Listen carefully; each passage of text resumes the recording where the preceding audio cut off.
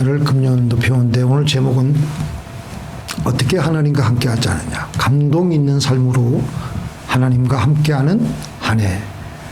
감동 있는 삶으로 하나님과 함께하는 한 해. 하나님이 우리와 함께하는 삶을 새해의 교회 표로 정했습니다. 하나님이 우리와 함께 하시면 우리는 강성해지고 우리는 건강해지고 모든 범사가 잘 되게 되어 있습니다. 하나님과 함께하는 삶을 살기 위해서 우리가 하나님께 억지로 순종을 하는 것이 아니라 적극적으로 하나님을 기쁘게 순종하여서 하나님이 감동을 느끼실 정도로 우리가 그렇게 살아가는 겁니다. 바로 그렇게 살았던 대표적인 인물 중에 한 사람이 바로 오늘 본문에서 나오는 사드락과 메삭과 아벳느고입니다. 이분들을 보고 하나님은 대단히 감동을 받으시고 그들이 불 속에 던져졌을 때 그 불 속에 하나님은 그들과 함께 하셨습니다. 바벨론 왕 느부갓네살은 거대한 금신상을 세워놓고 모든 사람에게 음악 소리가 들리거든 누구도 예외 없이 엎드려서 이 금신상에게 절을 하도록 하여라. 절하지 않는 자는 저기 보이는 저 맹렬히 타는 풀무불에 던져질 것이다. 그러자 그날 수많은 사람들이 죽을까 무서워서 엎드리며 금신상에게 절했습니다. 그러나 그 자리에서 사드락과 메삭과 아벳느고는 불이 그렇게 뜨겁게 벌겋게 달아 있는데도 그들은 고개를 숙이지 않고 꼿꼿하게 서 있는 것입니다.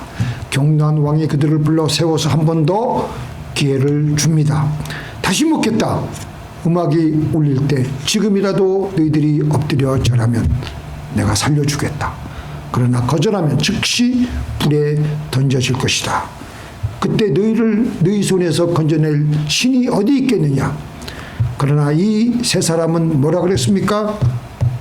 이 세 사람의 이 말이 크게 하나님의 마음을 감동시켰습니다. 왕이시여, 이 일에 대하여는 우리가 더 이상 말할 필요가 없습니다. 우리가 섬기는 하나님은 우리를 이 불 가운데 능히 건져내실 수 있으십니다. 그리 아니하실지라도, 이게 중요한 거예요. 그리 아니하실지라도 이 말을 들은 하나님의 그 마음이 얼마나 감동을 받았겠습니까? 하나님, 당신이 우리를 건지지 아니하실지라도 여전히 하나님은 우리의 하나님이십니다. 건지지 않으셔도 하나님이시고 이 불 속에서도 하나님은 우리의 하나님이실 겁니다. 이 순간 그 고백을 들은 하나님은 얼마나 마음이 감동을 받으셨을까요? 이 아이들이 참으로 나를 믿고 사랑하는구나. 이 아이들이 내가 아무런 행동을 취하지 않아도, 내가 그들을 구원하지 않아도 나를 버리지 않는구나 하면서 하나님의 마음이 뭉클하신 것을 우리는 엿볼 수가 있습니다. 드디어 그들의 몸이 불 속에 던져지자 하나님은 불을 즉시 꺼버리지 아니하시고 불풀물을 무너뜨리지 아니하시고 불 속으로 그들과 함께 들어가셔서 함께 하셨습니다. 그런데 하나님이 그들과 함께 하시니까 그들이 결박한 줄은 다 타서 사라지고, 그런데 머리털 하나도 걸리지 않고 그들이 입고 있던 겉옷도 하나도 불에 그을린 냄새가 나지 않는 겁니다.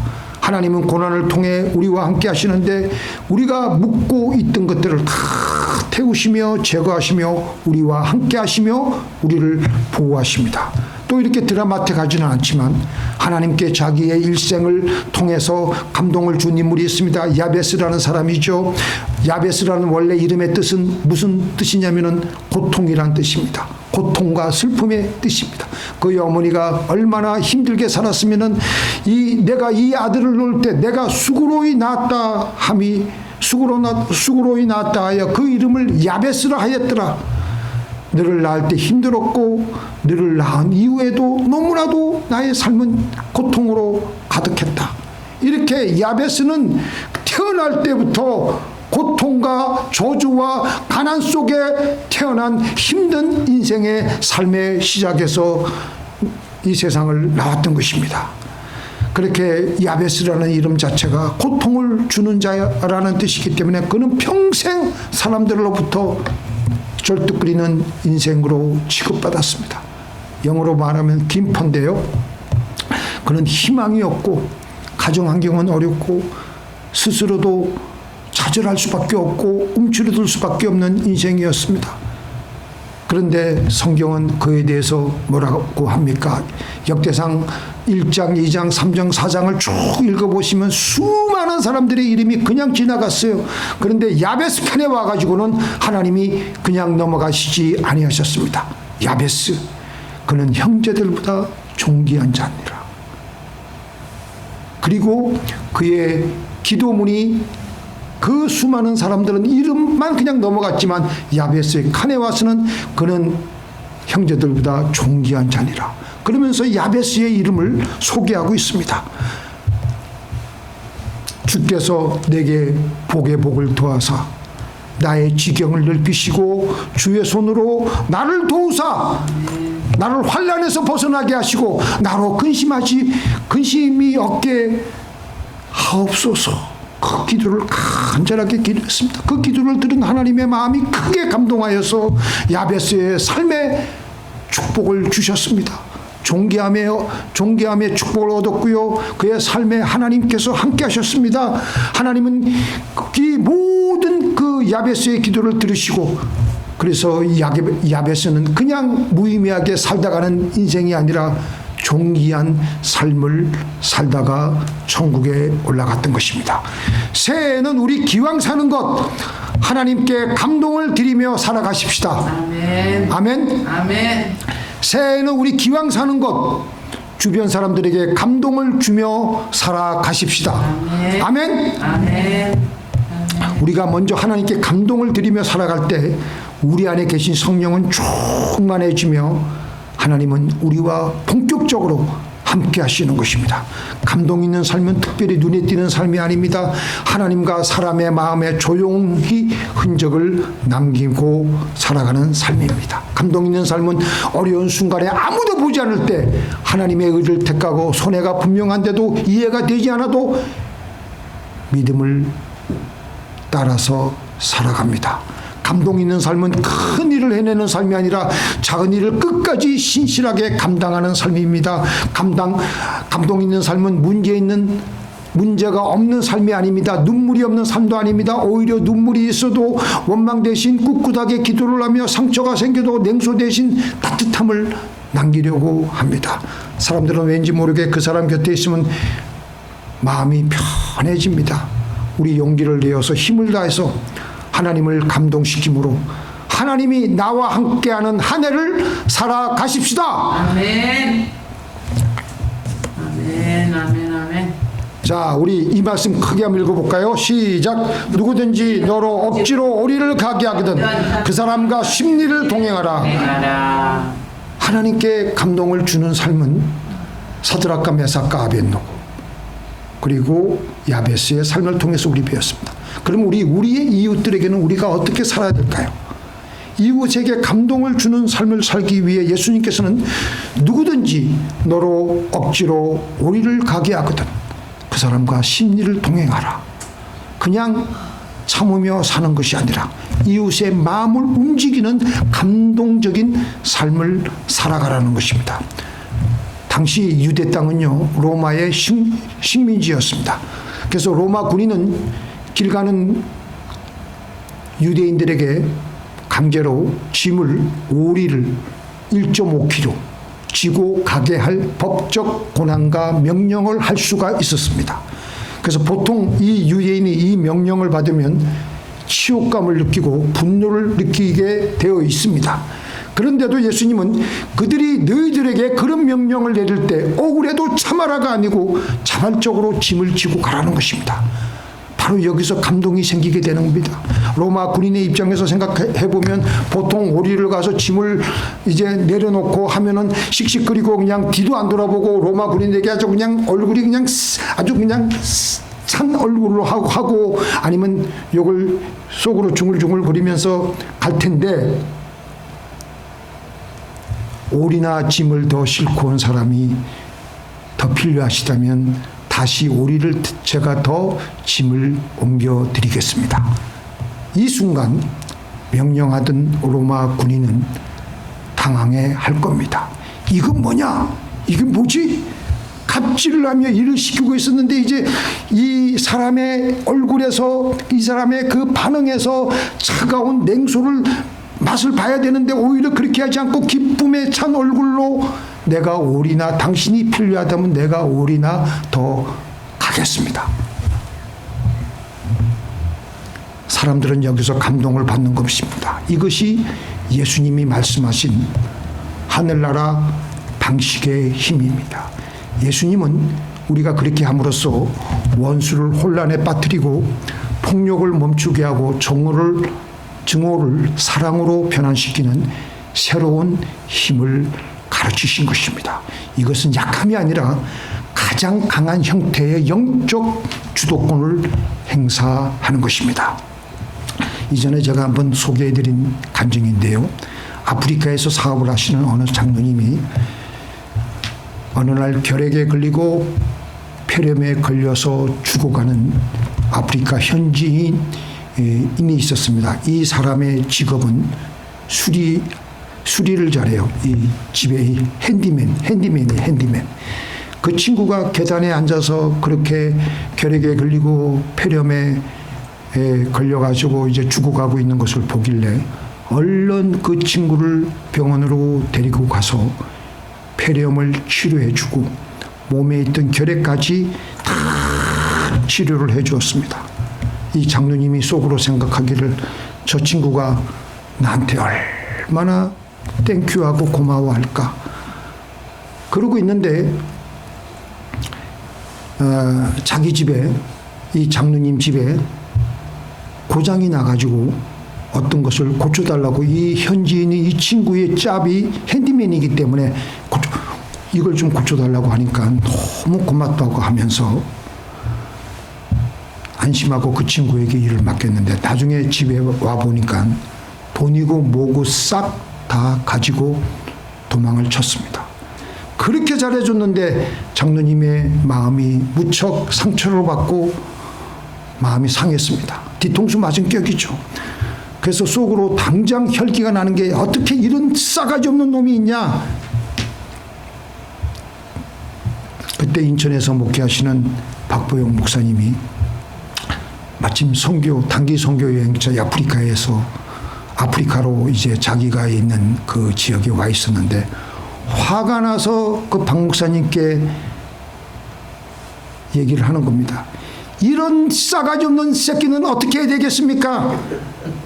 그때 그 박 목사님이 가만히 생각하다가 황당한 얘기를 하는 거예요. 오죽하면 그랬겠어요. 오죽하면 은혜를 베푼 사람의 마음에 칼을 찌르고 또 돈을 갖고 도망을 갔겠습니까? 그분을 다시 부르세요. 봉투에 돈을 넣어. 얼마나 힘들었겠느냐. 얼마나 어려웠으면 다시 또 우리 집에서 돈을 가져갔겠냐.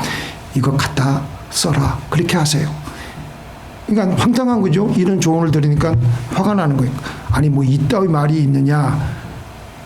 그런데 그 위에 가면은 본인 장로님의 기도실이 있는 거예요. 거기 가서 기도하는데 박 목사 말대로 그렇게 해라. 박 목사 말대로 그렇게 해라. 감동을 성령님이 주시는 거예요.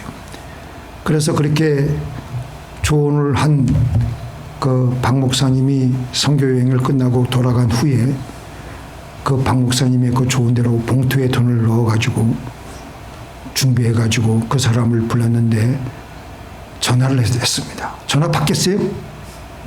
에? 돈 가지고 주랭랑 쳤는데 저기 전화 받겠어요? 전화를 안 받는 거예요. 그래도 전화하고 또 전화하고 또 전화하고 또 전화하고 간신히 연결해서 전화를 받는 거예요. 빨리 좀 와라. 내가 너에게 줄 게 있다. 해가지고 얼마 후에 이 사람이 왔는데 말을 하는 거예요.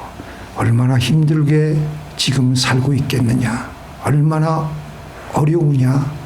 오죽했으면 당신이 그랬겠냐. 이걸 가지고 가서 써라. 이 친구가 기절을 하며 충격을 받는 거예요. 그러면서 이 장로님이 박 목사님을 나중에 다시 만나서 이 간증을 하는데, 목사님, 중요한 건 이거였습니다.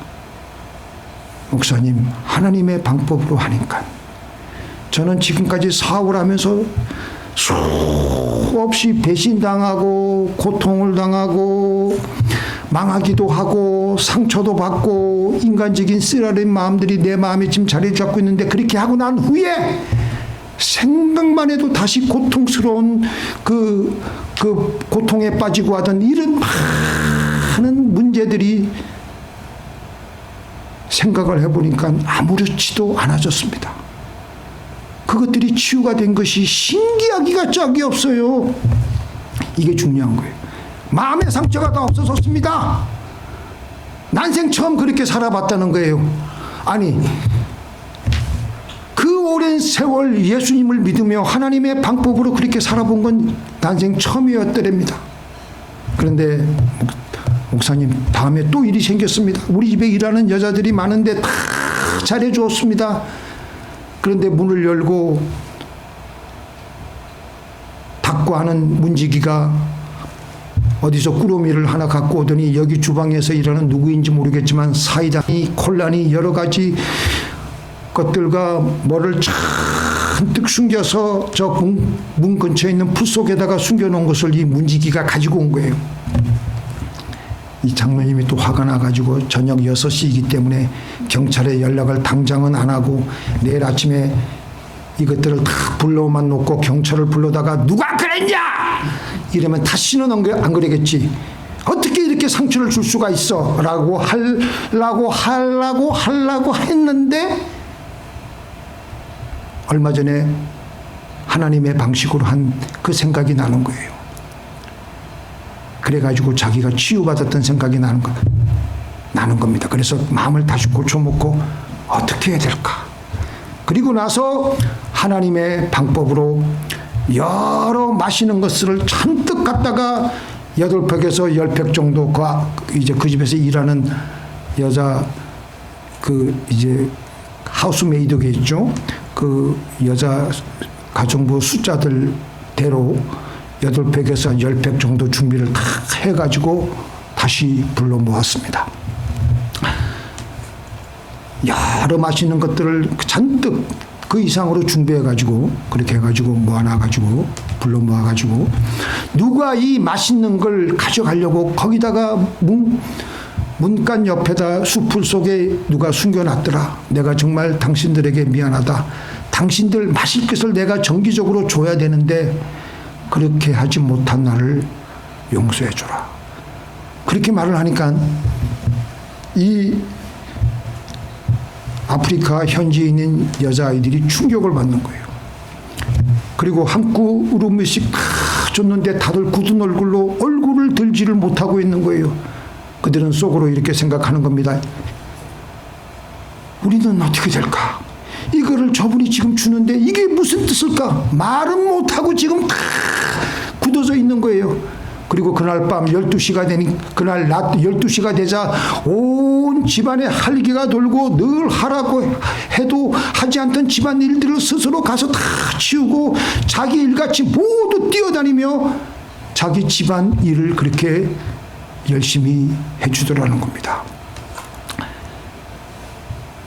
우리가 예수님께서 말씀하신 오리를 가라 하면 심리를 가라 하는 말씀은, 우리가 세상에서 지는 법을 가르치시는 것이 아니라 사랑으로 이웃의 마음에 감동을 주어서 우리 삶의 현장을 천국으로 이루라는 예수님의 말씀인 것입니다.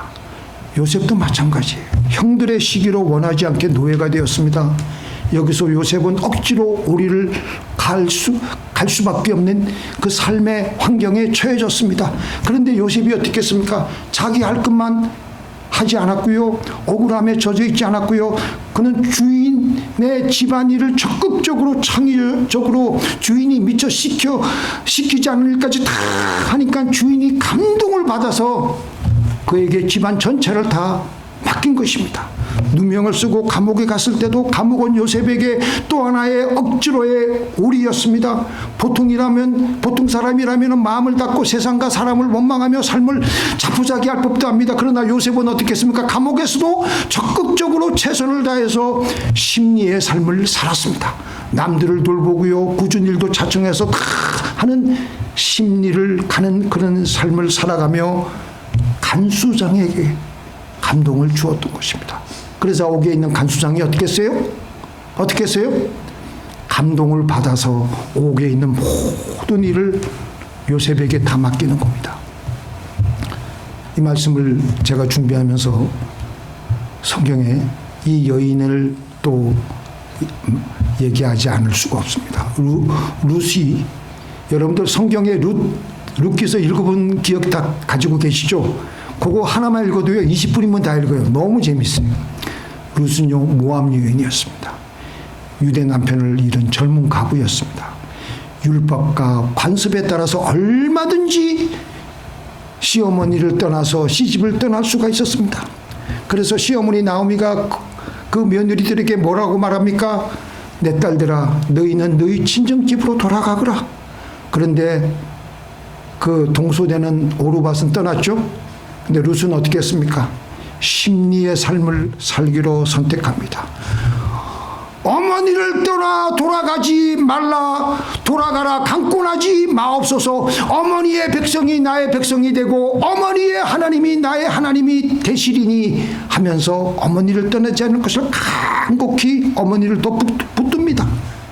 그렇게 해서 나오미와 룻은 베들레헴에 도착해가지고 힘겨운 삶을 살아가는데 룻은 아무런 불평을 하지 않고 대신 남의 밭에 떨어진 이삭을 주우며 시어머니를 섬기려고 그렇게 삶을 이루어 나갔습니다. 그러나 룻의 행위를 하나님은 감동을 받으며 보고 계신 거예요. 보아스가 뭐라 그럽니까? 내가 남편이 죽은 후에 시어머니에게 행한 모든 것이 내게 분명히 알려졌고, 그렇게 해가지고 룻은 엄청난 축복을 받게 되는데 무슨 축복을 받았습니까? 룻이? 우리 전도사님들 무슨 축복을 받았어요?